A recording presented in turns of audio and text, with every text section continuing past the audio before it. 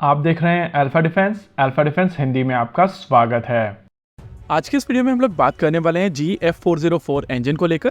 पहले भी हम लोग कई बार आपको बता चुके हैं कि GF404 इंजन की डिलीवरी नहीं हो रही है और इन इंजन की डिलीवरी ना होने के चलते LCA तेजस मार्क 1 की डिलीवरी भी नहीं हो पा रही है। ये प्रॉब्लम मोरलेस कुछ लोगों को छोड़कर ऑलमोस्ट सबको समझ आ चुकी है, लेकिन इन लोगों को वैसे भी रियलिटी समझनी है ही नहीं। एनीवेज, सुबह के वीडियो के दौरान कई लोगों के कुछ जेन्युइन क्वेश्चंस निकल कर आए थे जिनको एड्रेस करना जरूरी है।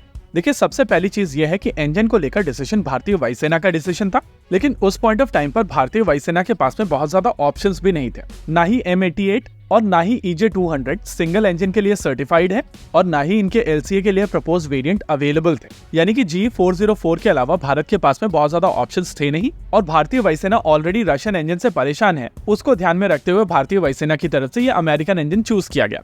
अब जो इंजन भारतीय वायुसेना की तरफ से अप्रूव किया गया था उसके बेसिस पर LCA मार्क 1 बनाया गया था और अभी तक GE की तरफ से 75 GF404 इंजन डिलीवर किए जा चुके हैं। कई लोगों का क्वेश्चन ये भी है कि अगर 75 इंजन डिलीवर किए जा चुके हैं तो 75 तेजस तो बन चुके होने चाहिए थे, लेकिन इन रियलिटी सारे के सारे 75 इंजन GF404 IN-20 इंजन नहीं है। इनमें से कुछ इंजन पुराने वेरिएंट्स थे जिनको इवेंचुअली GE को वापस किया गया था। इसके अलावा किसी भी फाइटर जेट के डेवलपमेंट के दौरान बहुत सारे ऐसे इंजन का प्रयोग किया जाता है जिनको टेस्ट बेंच के ऊपर डालकर इनकी पूरी लाइफ साइकिल तक चलाया जाता है और वहां से डेटा एक्सट्रैक्ट किया जाता है। इस तरीके की टेस्टिंग के दौरान ये इंजन ऑलमोस्ट वॉर्न आउट हो जाते हैं और वहां से जो डेटा निकल कर आता है वो सर्टिफिकेशन प्रोसेस में यूज किया जाता है। यानी कि 75 इंजन में से कई सारे इंजन ऑलरेडी वॉर्न आउट हो चुके हैं और कुछ इंजन वापस भेजे जा चुके हैं। इसके अलावा बाकी नंबर्स को अगर देखा जाए तो आपके पास में 2 टेक्नोलॉजी डेमोन्स्ट्रेटर्स हैं, 6 प्रोटोटाइप व्हीकल्स हैं, 3 नेवल प्रोटोटाइप्स हैं, 8 लिमिटेड सीरीज प्रोडक्शन है, 16 IOC एयरक्राफ्ट है, 16 FOC एयरक्राफ्ट हैं और 8 ट्रेनर ऑर्डर्स पर है। इसके अलावा एक LCA तेजस मार्क 1A भी है। अब परेशानी यह है कि लोगों की तरफ से जो काउंटिंग की जा रही है उसमें worn out engine, testing engine और नॉन IN-20 इंजन को कंसिडर नहीं किया जा रहा है और यही कारण है कि उनको ऐसा लगता है कि 75 इंजन में से 15 इंजन अभी अवेलेबल हैं और इन 15 इंजन के बेसिस पर तो एयरक्राफ्ट बनाए जा सकते हैं। लेकिन जैसा कि मैं आपको ऑलरेडी एक्सप्लेन कर चुका हूं कि कुछ इंजन वापस भेजे जा चुके हैं और कुछ इंजन ऑलरेडी वॉर्न आउट हो चुके हैं। इसी वजह से आपके पास में इस समय पूरे ट्रेनर्स के लिए भी इंजन नहीं है। वैसे जब आप प्रोडक्शन वेरिएंट्स को ऑर्डर करते हैं तो उसके साथ में आपको कुछ स्पेयर इंजन मिलते हैं और नॉर्मली सॉर्टीज के दौरान जब इंजन को रिपेयर करने की बारी आती है तो इन स्पेयर इंजन को एयरक्राफ्ट में लगा दिया जाता है और उस एक्चुअल इंजन के ऊपर रिपेयर का काम शुरू किया जाता है। नॉर्मली एक स्क्वाड्रन के पास में 2 या 3 स्पेयर इंजन होते हैं जो हर एक एयरक्राफ्ट की मेंटेनेंस के दौरान यूज किए जाते हैं।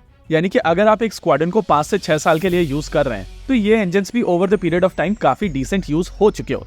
हालांकि अगर भारतीय वायुसेना चाहे तो इन इंजन को ओवरहॉल करके अभी के लिए तेजस मार्क 1A रोल आउट कर सकती है, लेकिन एसेंशियली ऐसा करने से भारतीय वायुसेना की दोनों स्क्वाड्रन्स अपनी ऑपरेशनल अवेलेबिलिटी को बिल्कुल ही खो देंगे। हालांकि ये कॉल भी भारतीय वायुसेना की है और वो लोग डिसाइड कर सकते हैं कि क्या वो ऐसा करना चाहेंगे या नहीं।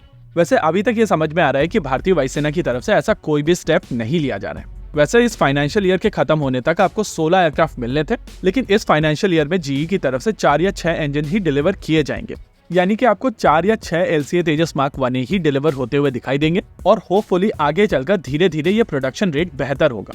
लेकिन अगर आप इस 83 के बाद में फॉलो ऑन देख रहे हैं तो आपको स्वीडन और साउथ कोरिया वाली अप्रोच फॉलो करनी पड़ेगी और इन इंजन को लोकली असेंबल करना पड़ेगा। हालांकि स्वीडन और साउथ कोरिया के पास में एडवांटेज ये था कि जब उनकी तरफ से ये किट्स अक्वायर की गई थी तब GE की सप्लाई चेन के साथ में इशू नहीं था और उस समय GE काफी अच्छे से इंजन सप्लाई कर पा रहा था। लेकिन आगे ये परेशानी ना हो उसको ध्यान में रखते हुए भारत को ये अप्रोच फॉलो करनी पड़ेगी, नहीं तो फॉलो ऑन ऑर्डर के साथ में भी यही दिक्कत होने वाली है। इसी के साथ आज के इस वीडियो में रखते हैं केवल इतना ही। वीडियो को आधा तक देखने के लिए धन्यवाद। देखते रहिए अल्फा डिफेंस। जय हिंद।